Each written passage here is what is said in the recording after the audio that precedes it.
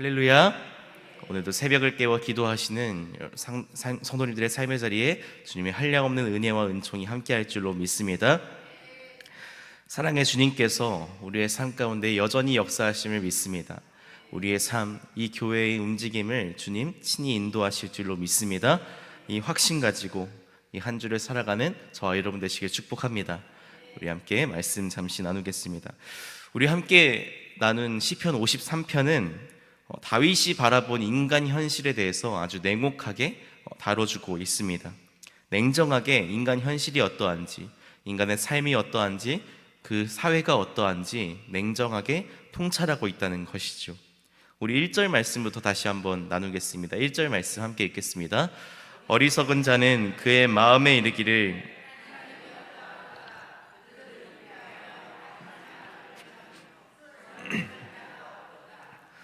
여기서 말하는 하나님이 없다라는 말은 단순히 무신론자들이 하나님이 어디 있겠느냐 이런 차원의 이야기가 아닌 것이죠. 다윗이 말하는 어리석은 자는 계속해서 악을 행하는 그의 행동이 행악하여 하나님으로부터 떠난 자를 말합니다. 그렇게 여기서 말하는 하나님이 없다라는 말은 삶에서 하나님이 없이도 살 수 있다라는 태도, 혹은 하나님보다도 자신을 앞세워서 내 힘으로 스스로 개척할 수 있다, 내 힘으로 세상을 바꿀 수 있다, 하나님을 의식하지 않고 살아가는 마음을 말한다고 할 수 있겠습니다. 비단 이 시대뿐만 아니라 오늘의 시대도 그러한 것 같습니다. 사람들은 하나님을 몰라서가 아니라 하나님 없이도 살 수 있다고 생각합니다.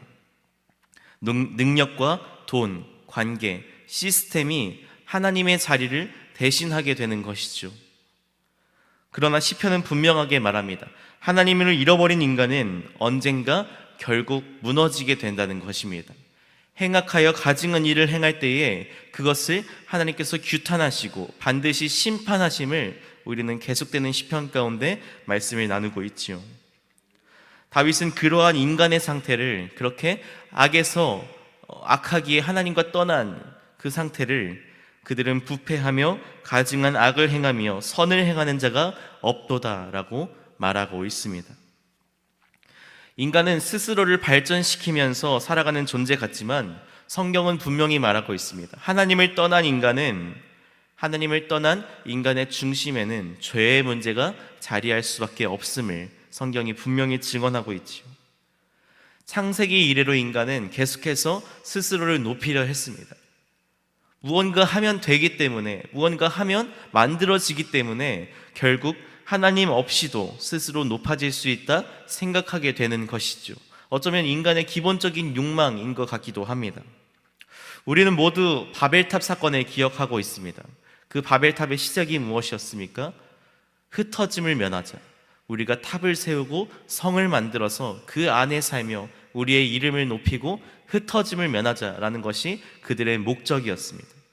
분명 하나님께서 생육하고 번성하여 땅에 충만하라 말씀하셨지만 그들은 자기 생각대로 한 곳에 모여 살기를 원했다는 것입니다.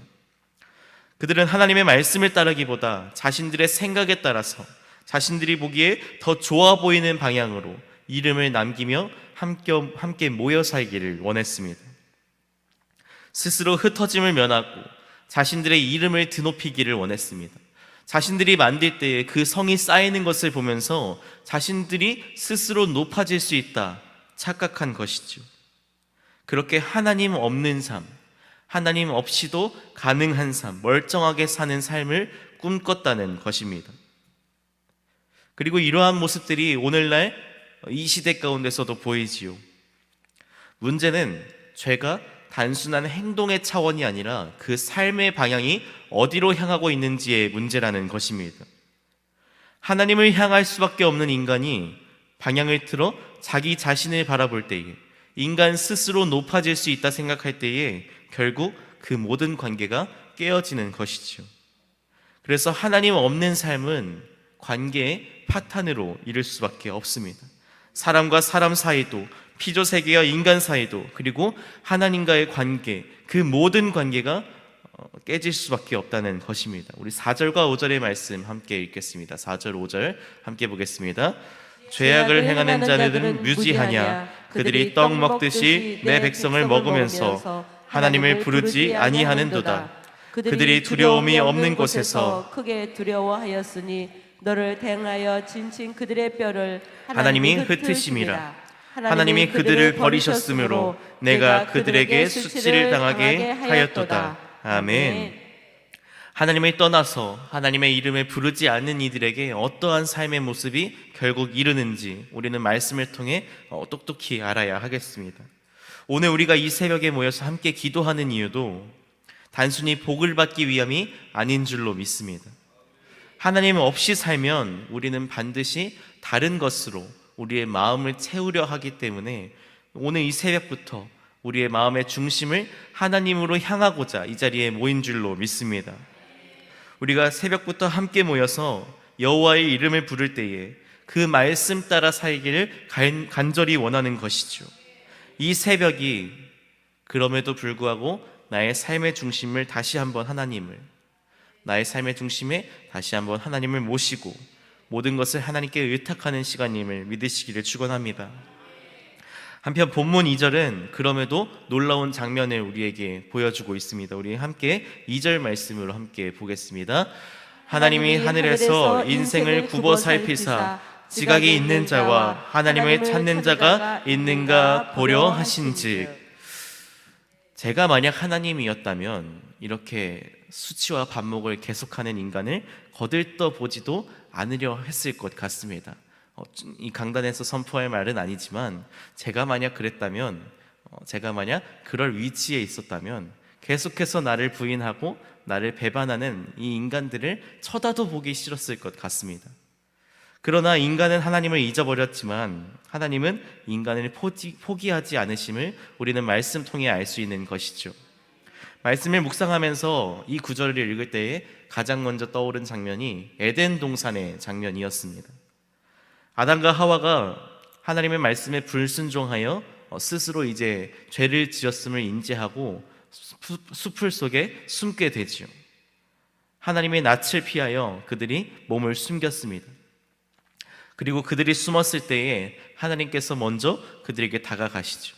아담아 내가 어디 있느냐, 사람아 내가 어디 있느냐 하고 말씀을 주셨습니다. 인간은 도망가지만, 인간은 숨을 수밖에 없지만 하나님은 찾으시는 줄로 믿습니다. 인간이 숨을 때에 하나님께서 우리를 불러주시는 것이죠.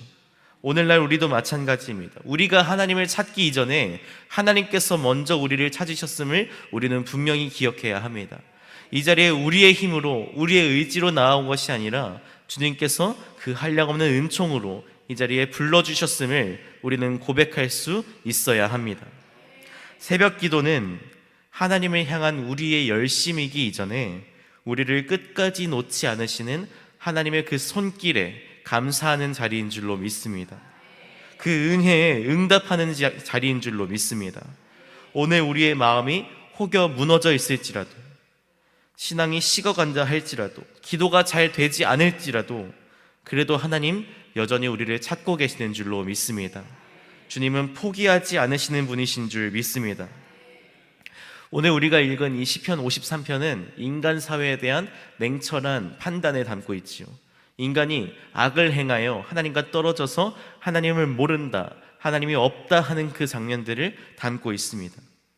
그러나 그렇게 하나님을 떠난 사람들에 대한 좌절과 절망으로 이 시가 끝나는가? 결코 그렇지 않지요. 우리 6절 말씀 마지막으로 함께 읽겠습니다. 6절 말씀 함께 나누겠습니다. 시온에서 이스라엘을 구원하여 줄 자 누구인가? 하나님이 자신 백성의 포로된 것을 돌이키실 때에 야곱이 즐거워하며 이스라엘이 기뻐하리로다. 아멘. 다윗은 현실의 타락을 보았지만 동시에 하나님의 구원을 기대하고 있었습니다. 그리고 우리는 이 구원이 어디로부터 오는지 너무나 잘 알고 있지요. 바로 독생자 예수 그리스도로부터 완성되었음을 압니다. 사람들은 하나님 없이 살려 했지만 그렇게 하나님을 떠나서 제 뜻대로 각기 양같이 제 길을 걸어갔지만 하나님께서는 독생자 예수 그리스도를 보내셔서 우리를 다시 하나님께로 화해케 하셨습니다. 십자가는 인간의 실패보다 인간의 단절보다 하나님의 은혜가 더 큼을 우리에게 보여주는 선언인 것이죠. 세상이 아무리 어두워 보여도, 죄가 깊어 보여도 하나님은 여전히 구원의 하나님이신 줄 믿습니다.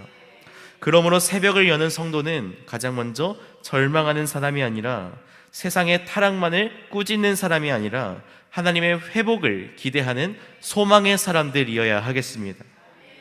사랑하는 성도 여러분, 시편 53편은 인간의 현실을 아주 정직하게 보여주고 있습니다.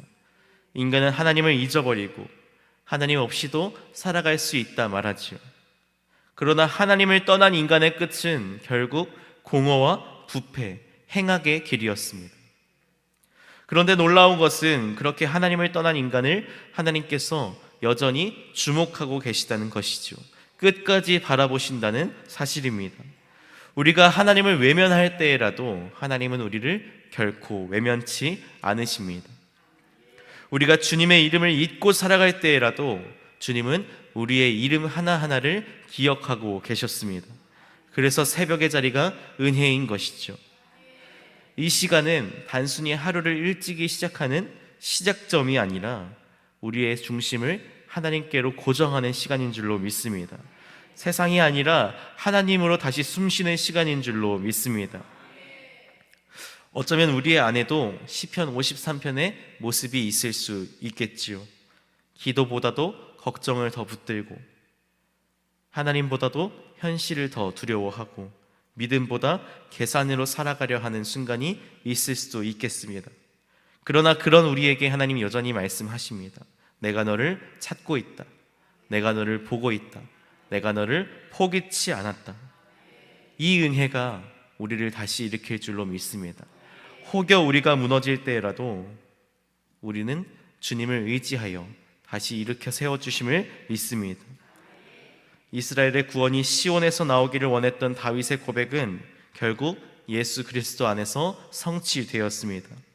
예수님은 하나님 없이 살아가던 우리를 위해 오셨고 십자가로 그 막힌 담을 허무시고 우리를 다시 하나님께로 소통케 하셨습니다. 세상이 죄로 가득해 보여도, 교회가 흔들려 보인다 할지라도, 내 삶이 연약해 보여도 여전히 우리 하나님께서 우리를 붙잡아 주고 계심을 기억하시기를 축원합니다. 오늘 이 새벽에도 주님 우리를 불러주셔서 기독해 하신 줄로 믿습니다. 주님 바라보게 하신 줄로 믿습니다.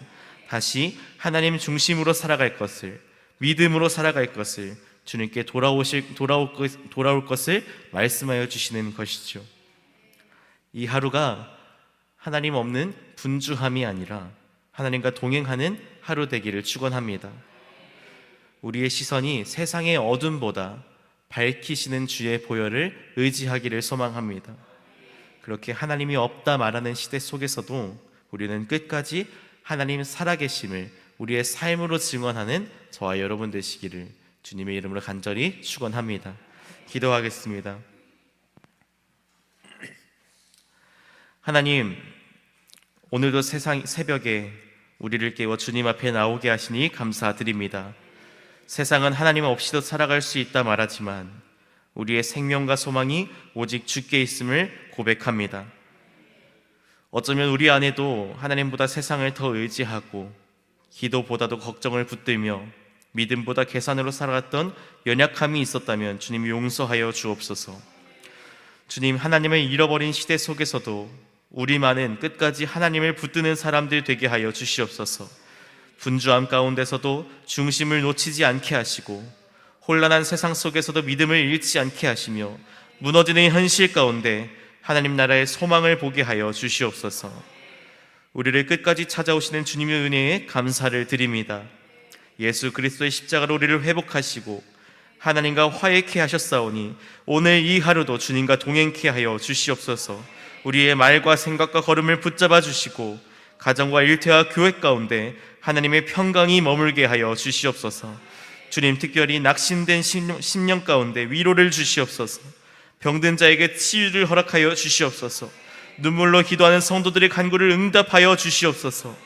오늘도 살아계셔서 역사하시는 하나님을 기대하며 우리의 구원 되시는 예수 그리스도 이름으로 기도드립니다. 아멘.